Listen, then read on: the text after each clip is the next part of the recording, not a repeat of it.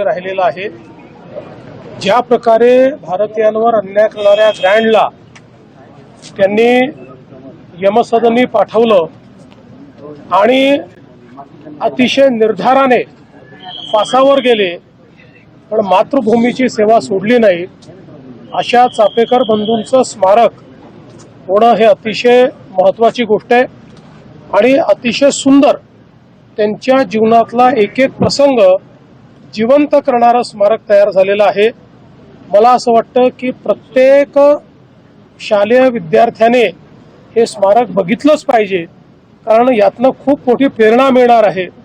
केवळ त्या ठिकाणी त्यांनी रँडचा वध केला इतक्यापुरते मर्यादित नाही, तर या स्मारकामध्ये त्यांच्या एकूण कुटुंबामध्ये जे प्रगतिशील विचार होते तेही आपल्याला पाहायला मिळणार आहेत। महिलांना किंवा विधवा महिलांना त्या ठिकाणी पूजेचा अधिकार असेल किंवा सती प्रथेच्या विरोधात जी काही त्यांची मतं होती आणि त्यात त्यांनी जी काही कारवाई केली, या सगळ्या गोष्टी या ठिकाणी पाहायला मिळतील। आणि एकूण जी रचना करण्यात आली आहे त्यात ज्या प्रकारे तंत्रज्ञानाचा उपयोग करण्यात आलेला आहे तो मला असं वाटतं अतिशय सुंदर आहे।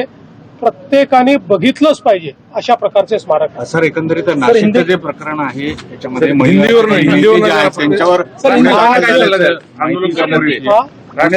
आंदोलन कालच बोललो याच्यावर, रोज रोज थोडी बोलायचं। नाशिकचं धन्यवाद सर।